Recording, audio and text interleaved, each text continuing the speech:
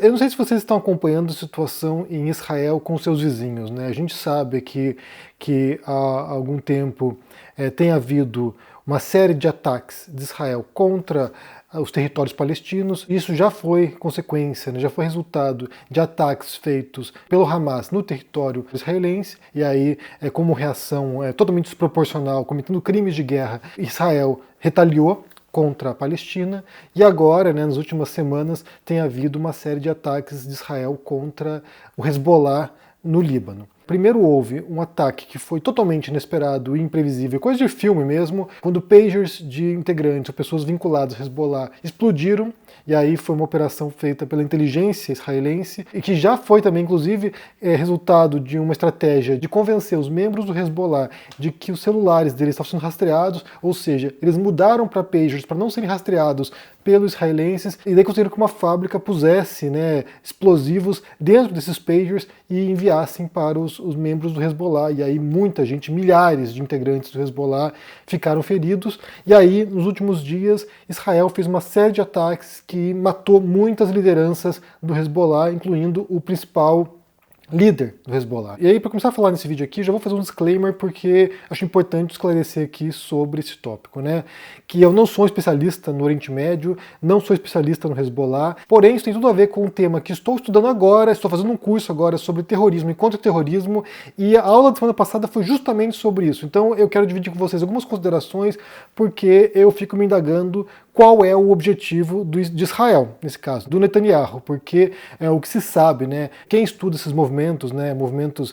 Bem, aqui a definição é difícil, né? Como eu falei ontem, inclusive, o termo terrorismo é um termo que está em disputa, e aquele grupo que certos países ou certas figuras designam como terroristas, para outras pessoas, para outros grupos, é um grupo que está buscando libertação nacional, libertação da região, ou seja, é difícil estabelecer quais grupos são terroristas ou não. O caso do Hezbollah é um desses casos, né? Você tem, por exemplo, vários países que designam o Hezbollah como uma organização terrorista, em outros casos, outros países designam apenas o braço armado do Hezbollah como se fosse terrorista, e outros países recusam aceitar essa designação, porque para esses países o Hezbollah seria um movimento de libertação nacional. Só para que você entenda aqui, o Hezbollah é um grupo que surge no Líbano nos anos 80, com financiamento, com influência do Irã, já da Revolução Islâmica no Irã, e é um partido político fundamentalista islâmico, tanto que o nome Hezbollah quer dizer Partido de Alá. É um grupo que originalmente visava enfrentar Israel, remover ocupações israelenses no Líbano e também fundar um Estado Islâmico. Isso depois mudou com o tempo, já não é a pauta deles principal, mas certamente é um partido que tem esse teor, né, esse caráter religioso e de guerra santa, inclusive, né, se for pensar. Ou seja, há nações que consideram todo o partido como se fosse um grupo terrorista, e há nações que consideram apenas o braço armado do Hezbollah como um grupo terrorista, e há países que não consideram como isso, consideram como se fosse alguma outra coisa. E aí eu menciono isso justamente porque eu fico me indagando qual seria a estratégia de Israel nesse caso, né? Porque, como eu falei aqui, há muitos especialistas que entendem que esse tipo de atos que Israel tem feito, tanto na Palestina, na faixa de Gaza, quanto contra o Líbano agora, são pouco eficazes para combater o movimento, claro, que eles avaliem como sendo terrorista. Nesse caso aqui, a tendência é que eles retaliem, que eles se reorganizem e que tentem causar dano a Israel. E aí, para você entender como funciona isso, né, como se dá essa dinâmica de enfrentamento ao terrorismo, o que acontece é que existem alguns modos como grupos considerados terroristas desaparecem. O primeiro deles tem a ver com a polícia, ou seja, dentro de um país, a polícia atuando com inteligência, atuando com contato que tem comunidade, inclusive com repressão também, consegue identificar quem são os integrantes de um grupo, né, de uma organização terrorista, e conseguem ou prender ou matar essas pessoas, ou seja, desmantela a organização através da investigação e do encarceramento dessas pessoas. Esse é o primeiro modo, e que representa, de acordo com os estudos feitos sobre contra-terrorismo, representa 40% dos casos nos quais grupos terroristas terminaram.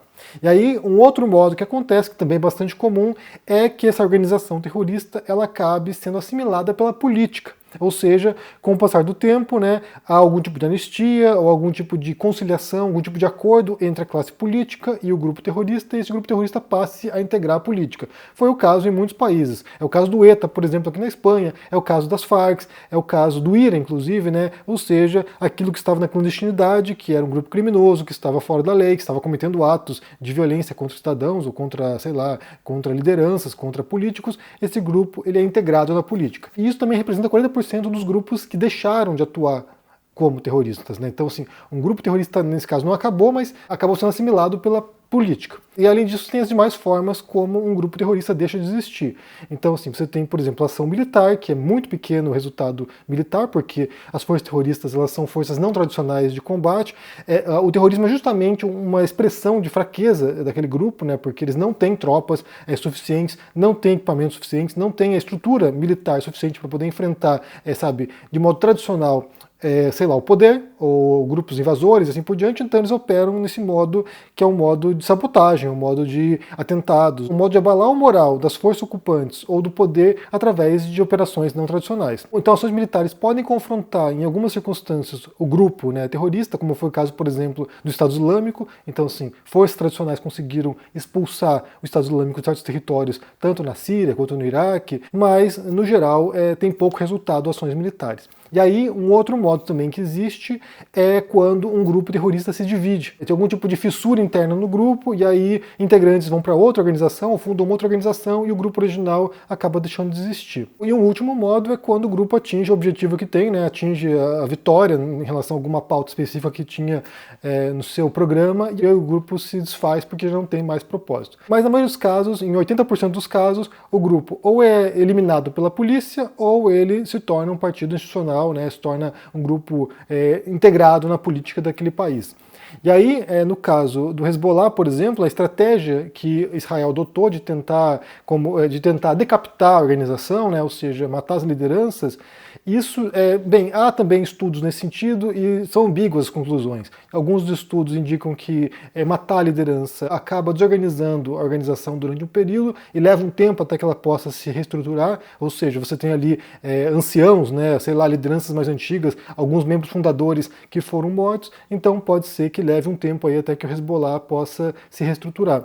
Mas dificilmente um grupo acaba por causa disso. Geralmente organizações que terminam por causa da morte de liderança são grupos menores, grupos mais recentes, e raramente isso tem impacto em grupos que têm teor religioso, como é o caso do Hezbollah. Então a gente pode imaginar aqui que dificilmente Israel vai conseguir destruir a organização, destruir o partido, até porque tem o apoio do Irã, né? Então, assim, a preocupação que está agora tomando conta de muitas lideranças no mundo tem a ver com a resposta que o Irã vai dar e a resposta que o Hezbollah vai dar a esses ataques. Há um temor de que a guerra possa escalar, há um temor de que se torne um conflito regional ali de grandes proporções. Como eu falei, é difícil ler quais são as intenções, quais são os propósitos do Netanyahu e de Israel nesse momento, porque não me parece que eles tenham qualquer possibilidade de vencer, entre aspas, nesse confronto. Até porque o uso desmedido da força, das autoridades, das forças de segurança, ou de um país contra organizações terroristas, organizações consideradas terroristas por algumas nações, isso tende a gerar revolta popular, isso tende a alienar a população e criar novas células terroristas, novos grupos que querem a vingança. Porque, vamos supor ali, os ataques feitos na Palestina, por exemplo, ou os ataques feitos contra o Hezbollah no Líbano, isso vai gerar uma onda de revolta entre os cidadãos, entre os moradores, vai gerar, inclusive, o senso de injustiça de pessoas que foram vítimas, ou de parentes e amigos de pessoas que foram mortas nessas operações, e essas pessoas vão querer vingança. Então é aquele ciclo, né, de violência perpétua, quando não há solução, porque as duas forças estão constantemente em embate e gerando esse espírito de retaliação, até porque a gente fala de complexas reivindicações territoriais daquela região, e ainda entra, né, para somar nisso, o teor religioso, e aí a questão fica bem mais complicada. Como eu falei no começo aqui, embora não seja a minha especialidade, né, a questão islâmica, vocês podem imaginar que qualquer estudo que tenha a ver com terrorismo recente vai acabar se debruçando sobre essas questões, porque são os grupos mais proeminentes na atualidade, né? Seria a quarta onda de terrorismo, que é o terrorismo religioso fundamentalista, né? Nesse caso islâmico.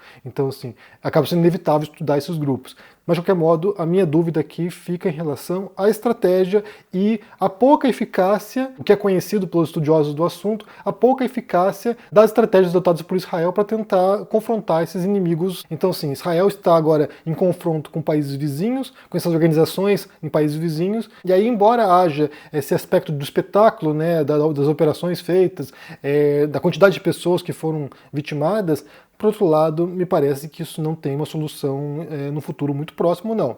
Bem, me digam o que vocês pensam aqui sobre esse caso, se vocês viram nessas situações, né, no caso dos Pager, por exemplo, que foi uma operação cinematográfica feita por Israel, e nesse caso agora recente, dessas semanas agora, de ataques visando atingir lideranças do Hezbollah. Como é que você percebe isso? E só ressalto que é uma preocupação tremenda agora de que isso escale e se torne uma guerra agora envolvendo vários países ali na região. Bem, me diga o que vocês pensam no comentário aqui embaixo, deixa o joinha, se inscreva no canal aqui ativando o sininho, isso é muito importante para ajudar aqui no engajamento. Se torne um membro da Uma Força e se cuide por aí. Um forte abraço e até mais. Tchau!